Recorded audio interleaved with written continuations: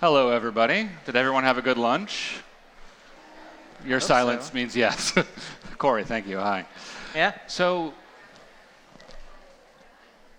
good? Okay, cool. So, we're talking with YouTube as personified here by Corey. I don't need to explain what YouTube is, but Corey, will you tell me what you do there? Yeah, sure. So I'm on the business side of the organization, and for all of Google, we're verticalized. So I work with fashion, beauty, luxury brands to help them use all things Google, including YouTube, to the best of their ability to drive their business. Right, okay, got it. Yeah. So you work with businesses and people in that Yeah, world. businesses, but because we're Google, we have a lot of different products and a lot of different things that are out in the market. Right. So we touch a lot of these organizations, from marketers to CFOs to even the designers and creatives. Right, okay, got it. So I just want to do a quick little math to give people a sense of perspective of what YouTube is like. So the population of the planet Earth is 7.7 billion people. So how many monthly users does YouTube have? 2 billion. Okay, so we're talking about an addressable market that is 1/4 of the Earth. So I feel a little silly asking you to break down 2 billion people into demographics, but who's on YouTube? Everybody? Can I say that? Right. No. Yeah. There are people from across all demographics that are using the platform because there's so much content and all different types of content that are there. Yeah. I think there's a little bit of a misconception that it's only young people. Yeah. Right. Where it's absolutely not. We have more 18 to 49-year-olds than any cable network just on mobile, not on desktop or your living room screen. Right, got it. So, a lot of people here are obviously familiar with Instagram, and in the design industry, it's very integrated into what people do. But, and there is design content on YouTube, but I wonder if you could talk about why, what the opportunity is there. Yeah, sure. So I think it goes back to the fact that your audience and your consumer is on that platform. So if you're not there, you're probably doing them a disservice. So I know this is design professionals and interior designers, but if we take a little bit broader view of design, DIY is huge on the platform, which is a little, I know, not what we're looking for. But then look at Arc Digest, has an incredible footprint on the platform as a publisher because they have content, but there are millions and millions of views that are on that content every day. So the consumer is there just may not be the content that is satisfying that hunger and that need at the moment. Right, well, it's interesting because you think of just these content verticals springing up organically, but you guys actually do stuff to encourage, like fashion, you've made a big push. I wonder if you could talk about what that's been like. Yeah, sure. So fashion has always been on the platform, fashion brands, fashion professionals, but they've used it more as an advertising vehicle because with 2 billion people, you can reach pretty efficiently and very effectively the right person at the right time with the right content. Right. But there's probably been a shift over the last year. We hired Derek Blasberg. I don't know if you know that. I didn't. YouTube did. Yeah. To lead the charge on trying to bring more fashion professionals, brands, fashion publishers onto the platform to create the content that is being devoured like every day, every month, billions of views. Right. We just launched on Friday. I don't know if anybody saw it in the press, youtube.com/fashion. So that's a hub on the YouTube ecosystem that sort of culls together the best of style to give users one place to go for what the system is saying is an incredible array of content. Would there someday be a youtube.com/interior design? Do you think that's possible? I don't want to put you on the spot. Is it possible? Anything is possible. Absolutely. That is true. I would say, we go where the users are telling us to go, where the content is telling us we need to lean in. The best part about YouTube is it gives a voice to everybody. Right. So there's an opportunity for every single person in this room, myself, yourself, to have a voice to the world. Right. Where that's our mission, and interior design absolutely fits within that. Right. So I'm wondering if you could talk about what, for a mid-sized creative business, there's a fundamental challenge of you can't hire a totally independent team just to make content for you all the time. You have your staff. What's the opportunity there for, let's say a mid-sized interior design business with 5 people on staff doing high-profile projects, but maybe not a full creative studio to do stuff?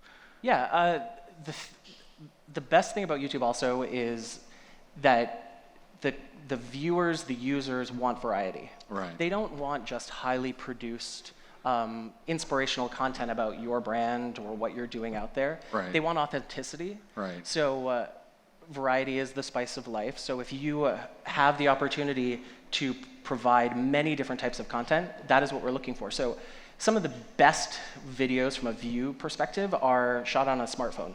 Really? Okay. So if you look at, there's somebody that I really love named Emily DiDonato. She's a model. She has 200,000 subscribers, which is a great number, but modest when you look at some of the other ones that have 20 million. Right. But her best video was a video that she shot on her smartphone, sitting on a plane, doing her makeup. Right. She then edited it on the plane and uploaded it on the plane via Wi-Fi, which I'm not sure how that's actually possible Right. on airplane Wi-Fi, but Yeah. it has 2 million views. Right. So she did that all herself.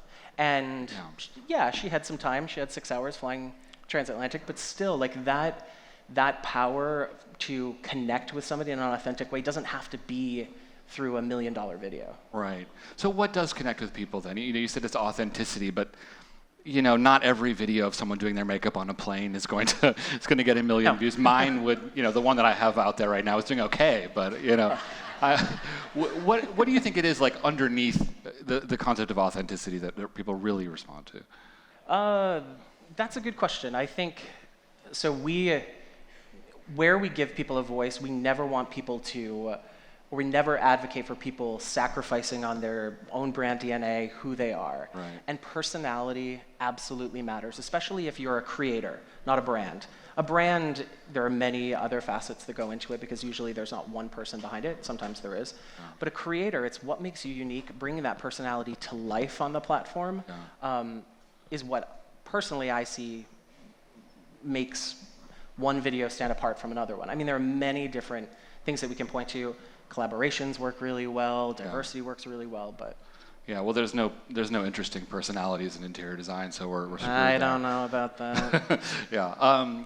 So yeah, I mean, I wonder if you could talk about that's for creators, but what about for brands? Like, is it difficult? You're an old-time fashion house. You've been around for 100 years. Yeah. Suddenly, some young person's like, we gotta have a YouTube channel. Like, how can luxury brands be in the space and still maintain the authority of luxury, but still really be in the mix? Yeah, I don't think it's even how can they, it's that they have to be. Okay. With the 2 billion users that come to the platform, there's also an incredible ecosystem of endemic creators. Right. So the people that are on the platform are most likely, I can almost guarantee it, somebody is talking about your brand. Right. So if you're not in that conversation, you're letting them control the narrative. Right. So there is a little bit of an imperative to get there. When we look at fashion brands, more content than not that's driving the brand is done by creators. Right. So the brand is not driving the conversation. But there's a huge opportunity to make that move and to not take away the conversation, but to be a part of it and help drive your narrative forward. Yeah, that's an interesting thing where it's, it's a lot of people making videos about Louis Vuitton, not necessarily them putting out tons of splashy content. Is it ever a good idea for a brand to encourage influencers or people on the platform to, how does that actually work? Do they send out 1 million samples? Should furniture brands start doing that, or? So I mentioned it before, collaborations are huge, and leaning into the platform, whatever platform that you're working with, and using it to the way that it should be and that it organically lives is how you're going to succeed. And for us, that's creators. Right. And if you look at, you mentioned Louis Vuitton, if you look at, they did a collaboration with Emma Chamberlain, who some of you may or may not know. She's 18 years old. She has 8 million subscribers. Yeah. I have less than that. Yeah, me too. Yeah. But she commands an incredibly powerful audience that maybe in the past Louis Vuitton may have said, oh, I don't know that is the exact customer that we're going after. But with some trial, there are 2 collaborations that they've done. One of her videos has 10 million views when she went to Paris Fashion Week. Right. One has 2 million views. Now it potentially, I won't take leaps, but opens up Vuitton to not just tomorrow's luxury consumer, but today's luxury consumer in a really authentic, collaborative, and high-end luxury way. Right. Are they worried that it's going to hurt the brand to have an 18-year-old go out there? I mean, no offense to 18-year-olds, but like, are they concerned? Like, oh, what's she gonna say? You know? Sure. If I said no, I think everybody would know I'd be lying. Yeah. Yeah, especially when you're a brand that's 200 years old with a heritage that Right. Louis Vuitton has or Dior has. Dior did a great collaboration with the Merrill twins, who are similar in sort of to Emma. But there is a little bit of, you have to let go. Yeah. Again, going back to what's endemic to the platform. If the platform, YouTube, is the largest video platform, you see the need for being there, you want to act the way that creators act, because we have that like sort of phrase, think like a creator, because Right. creators are driving the platform.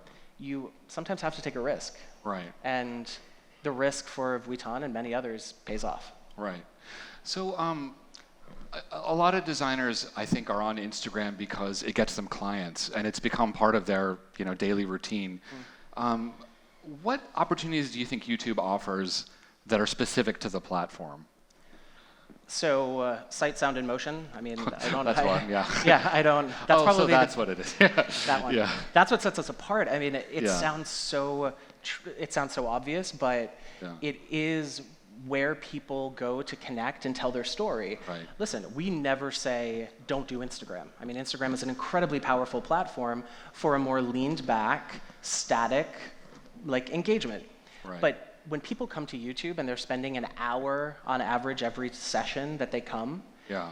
an hour, Yeah. 60 minutes, that's a long time. Yeah. Like, they're leaned in and they're willing to invest their time in content that matters to them and in storytelling that resonates. So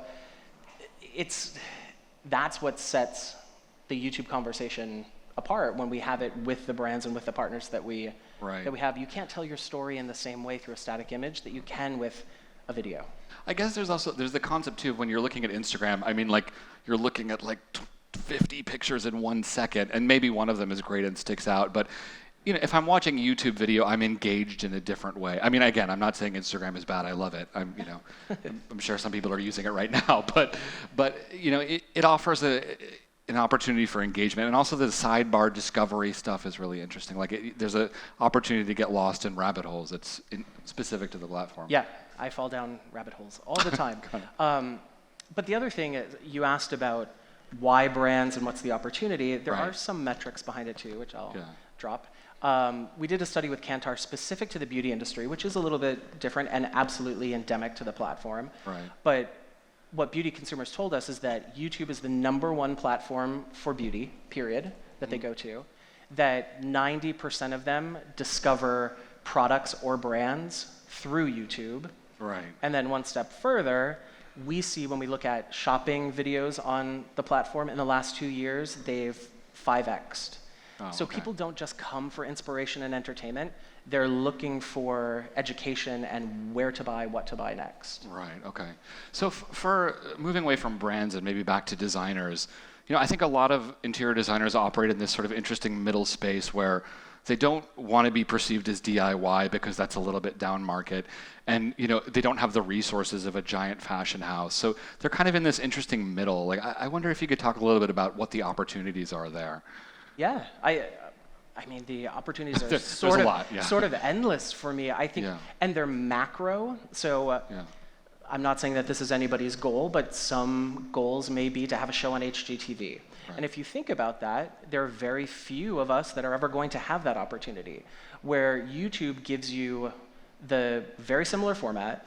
It gives you full control over the creative, and again, it reaches more people. Right. So for a brand, it doesn't have to be, there are so many different ways. It could be an episodic series, that's pretty high touch. Right. But it could be a behind the scenes. It could be a progress of a project. Right. It could be just a conversation of what your inspiration was as you started to approach this. And again, shot on a smartphone. Yeah. It's not this, it's a little bit of a misnomer or a misconception that the barrier to entry is so high. It's higher, not gonna lie, but it's not as high as some people think. Yeah, and another interesting difference too is that YouTube, like, monetization is built into it in all kinds of interesting ways. Like, obviously you can sell things, but then people who have popular channels just make money. Would you talk about that a little bit? Like, Yeah, sure. So if you reach... how can I make money? No, sorry. Yeah. So if you reach certain thresholds of subscribers and view time, we have a lot of rules in place to restrict monetization, but also a huge opportunity if you are a creator to turn on monetization. So if we serve an ad against your content, you get paid for it because you are creating that content, Right. that is owned, and you, just like any other opportunity, you deserve to be compensated.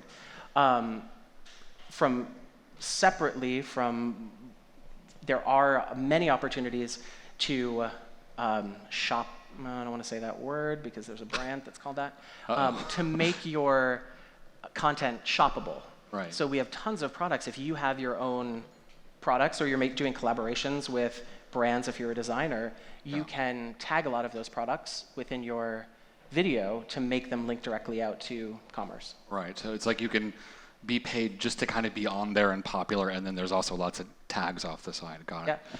So, getting into specifics, I'm curious, take the example of fashion. Let's say like a small, mid-sized-ish fashion house came to you and said, all right, like how can we be good on YouTube? What would you say to them?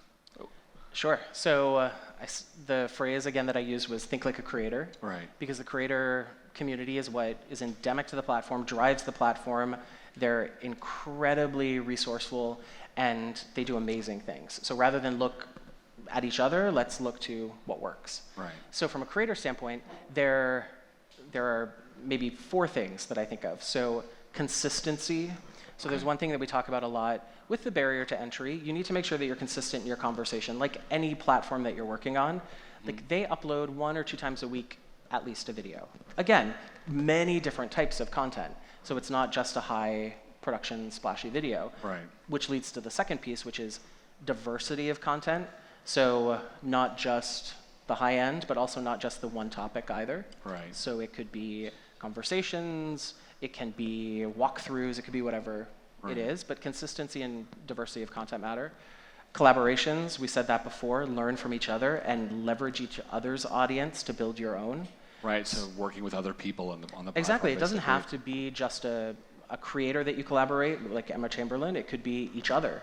Right. And build together something that is valuable and rich for the content ecosystem. And then I said the last thing I said is figure out what makes you unique, the personality you want to drive on that channel, and own it outright. Right. I'm curious, do you think do brands who want to maintain the authority of luxury have to have both glossy high production videos and behind the scenes stuff? Because I feel like if I looked at a YouTube channel and it was just behind the scenes stuff, I'd be like, all right, there's no scenes that they're behind. It's just like, what's a good mix there? Yeah, again, kind of the same thing. The diversity of content matters. Luxury is always going to have the high-end splashy video to tell your story in the way that you feel is best representative of whatever product or service you're throwing out there. But the peek, you said behind the scenes, but the Right. peek into the world of whatever brand or personality is so important for YouTube because you're giving people access, especially in luxury where I can't afford to only live my life in luxury, but I still want to be a part of the brand. Right. So having a piece of it, seeing behind the curtain, having a little bit like unzip. Yeah. Like there are moments where the best videos are where somebody is not trying. It's just a moment of real life. Yeah, no, Even for totally. luxury brands. Yeah, and do you think that's like a generational thing? Like younger people want to see that more, or is it just what's driving the desire to see that stuff? Or has it always been there? We just never had the venue for it. Personally, I think it's always been there. I think we've always had a curiosity for knowing, having a little bit of access. Sometimes the access was only given to the elite, but Right. the elite still wanted it. We all still wanted to be a part of it. Right. We wanted to be invited to the show, or we wanted to be invited to the special sale at a boutique. But now it's just more ubiquitous. You're able to tap into that in many different platforms. Right. So what is, we talked about it a little bit earlier, but YouTube was very, actively trying to build fashion up. you know, it doesn't seem like there's as strong of a push towards interior design right now, which I'm sure will come later. But what other kinds of support do you guys have for people who want to grow their audience on the platform? If people reach a certain threshold, you'll start helping them. Is that right? Or So there are programs that we have to support the communities that we're building. Right. When people do reach a certain level of subscribers or views, there are things that we can do to help partner with them to educate and drive it a little farther. But there's so much content that's out there on the platform anyway. We have creator playbooks that are incredible for everybody. We have... What is that? What's a creator playbook? So there's a creator playbook that if you Google it, you can find it. Or It has incredible, just all of some of the best practices that I've said today, Right. plus 25, 30, 40, 50 more of how to set up your channel, how to be discovered, how to tag things, like some of the tactical things that maybe aren't as sexy, but really can make or break the success of your channel. And then also creative conversations, types of creative that works, how to engage your audience, ways to speak to your audience, whether it's speaking directly to the camera. It's pretty powerful. Right. And then separately, once you have that started, we have YouTube analytics is also incredibly underused and incredibly powerful because it tells you, basically, if you created a video, what people thought of it. It gives you an insight into the mind of the viewers that if you're just looking at a view count, that probably wouldn't tell you anything. What does that mean? Like, So, yeah, it tells you when people dropped off. So Right, okay. it tells you how long you kept them, when things peaked, how it worked against a benchmark. So basically you can then go back and say, okay, after 2 minutes people dropped off. What did I do at 2 minutes? Right. Did I not keep them engaged? Did I cut to something that wasn't valuable to them? Did I stop talking to the camera? Is it me that drives it? Then you can look at the videos over time. You can look at the types of videos and see how they compare against each other, and really just sort of supercharge with insights and data your creative story. And that's all free? Yeah, it's all free. It's so sophisticated because when you think about it, and again, I love Instagram, but when you look at a picture, it's like, well, did somebody like it? No. Okay, why not? I have no idea. But with a video, you can really dig in a big way. And I don't want to keep harping on this, but I imagine the biggest pushback is barrier of entry. Just people feel like it's harder. Like, do you have a pitch, or how do you help people get over that? We share The smartphone thing, I know, but no. We share examples. We Right. show real life things in the wild that people did not take $1 million and Right. 15 weeks to produce. Right. That people leaned into, viewers leaned into. It's not. Listen, the barrier is higher. Yeah. But the barrier or the opportunity is so worth it. Yeah. Just to connect with an audience that is so incredibly powerful and leaned in. Yeah, completely. Yeah. Well, I think it's a huge opportunity. I'm curious, we're going to open it up for questions. Does anyone have a question? Do we have runners out, Dennis and Sophie? Questions. Did you disappear? We got one up front. Dennis, that'll be easy for you. Hi. And remember, say who you are and where you're from. Oh, it's not on? Is anyone? Dennis, is yours on? Yeah, sure. Mine's on. Ah. Oh, look at that. See? Got it. Let's go. Oh, Kara? Hello? Okay. You got it, Kara? Hi. All right. Yeah, here we go. I'm good. Okay. My name is Kara Marmion. I'm with a brand in the home space called The Shade Store. And so I actually have a question for you. Thinking about this, I know you're an expert on the fashion and luxury space and not necessarily our world. But can you think of any brands in our world and or creators who are doing anything particularly interesting in home interior design and how you live at home? Yeah, that's a good. So I mentioned I mentioned Arc Digest. I mean, is just an amazing content producer in general. I have to admit that from a brand perspective, I'm not as leaned in looking into this. There's a creator, Mr. Kate, that does some really interesting things.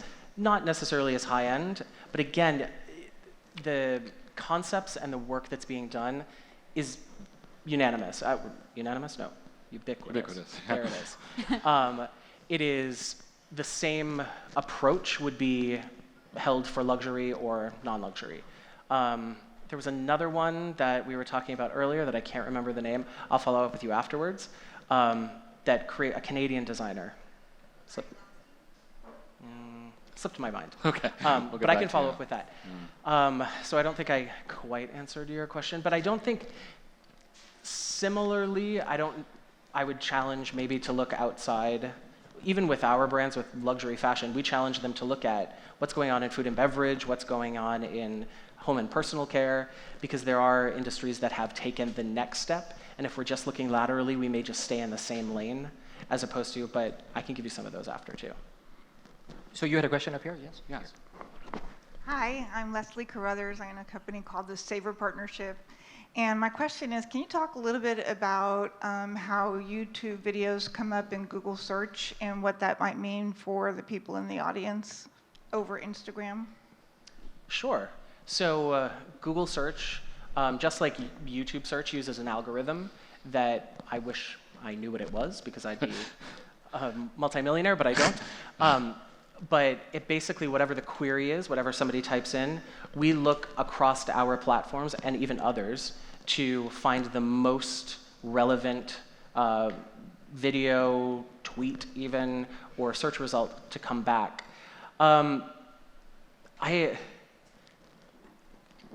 I don't, from a video standpoint, yes, there is an opportunity to make sure, or to try to get your videos to show up there, but more so is making sure, I know this is a YouTube conversation, making sure whatever website you have shows up there first. Because that's where people are going. People come to google.com to look for videos, but they come really to look for website or destinations that they can find more information out about you. So making sure your site is tagged, making sure it loads fast, making sure that it has all of the information it should. Do you have follow-up? Yeah, really quickly. Yeah. How easy is it to embed a YouTube video on your website? I guess easy is relative. Depends on what kind of. We try to make it as easy as possible. We have, if you go to your YouTube channel or you see a video that is yours on your channel that you want to, there's a link that says, like, click here either to share, to embed. You take that and you put it into the code of your website and it comes up pretty easily. A lot of publishing platforms have a pretty easy tool that allows you to do it. My makeup tutorials, I'm pushing those pretty hard. I've embedded the YouTube videos that are going They're well. good. Yeah. How big's your following on that, Fred? Let's talk about it later, Dennis. Any other questions? But seriously, I think we have time for one more. Does anyone have? This is an opportunity. Talk to YouTube. Question? Talk to YouTube. That's big. Okay. Okay. Well, thank Back you to so you. much, Corey. Yeah, Really appreciate thank you being you. here. All right.